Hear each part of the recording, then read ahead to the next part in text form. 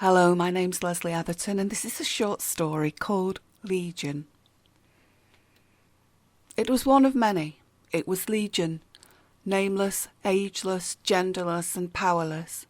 Its function was to serve the pod, much as an ant must serve the well-being of its anthill, its individual wants taking second place to the needs of many. It knew instinctively, for there was no teaching within the pod, that it was worthy and valued only as a fraction of its whole, as a minuscule part of the functioning pod machine. It knew that there were no exceptions. There was no pod member higher or lower or different. There were no rules, no instructions, and no free will to change or amend life. It knew that, as did all the others. And it accepted that, as did all the others. They were bipeds, these Legion beings. Reaching by maturity the height of a 2-summer rowan tree, they walked the earth hunting and collecting for the benefit of the pod. They were small in comparison with many other beings, but were large in comparison to most, and more organised. Their pod functioned, they functioned, and when they did not function they volunteered their deaths and surrendered to what was required. That was how things were. That was how things lasted, how their huge family functioned. But this one Legion being was changing. Usually it would be unfortunate to be hit on the head by a falling branch while carrying out one's duties. At times it might even be deadly. But for this Legion being it became something else. Perhaps the brain inside its skull had been damaged and made dysfunctional by the slight cracking it received. Or perhaps it was changed or freed or made real. It did not know any of this, but it did know, without knowing what the knowledge meant, that it was a girl, that it was alive, and that it wanted out.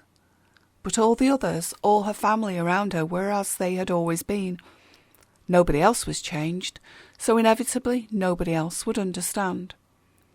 She wanted to stand in the centre of the group of the milling body of Legion beings and shout for a release, but she knew she would be taken away and cared for as mentally unstable and risky for the functioning of the Legion being family. She wanted to communicate her thoughts, to express her feelings, to jump and to cry and to perhaps even dance. She felt all this, but she didn't know what it meant.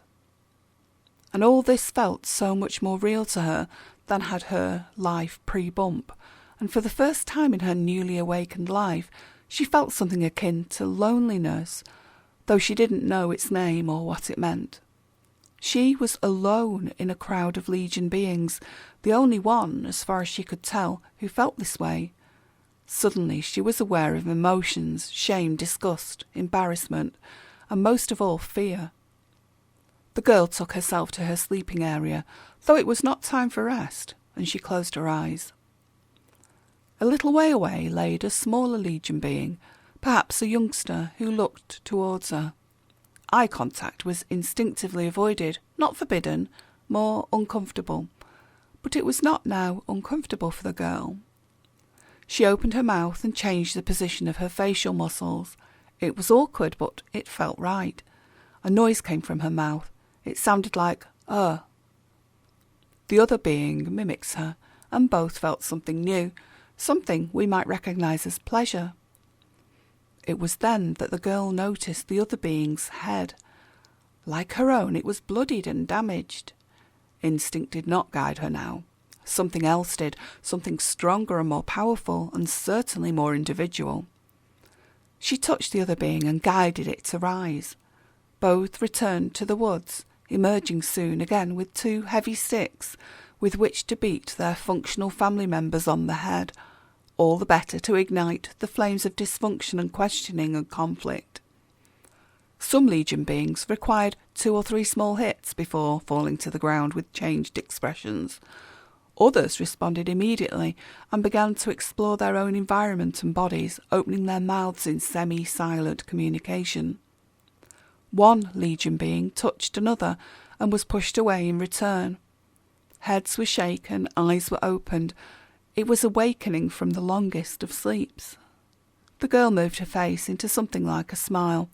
Functional huge family they may well have been, with limited opportunities for difficulty and strain, but she much preferred the newly developing family, the language-free banter, the newly challenged relationships, and the changing facial expressions born of difference and born of bumped heads.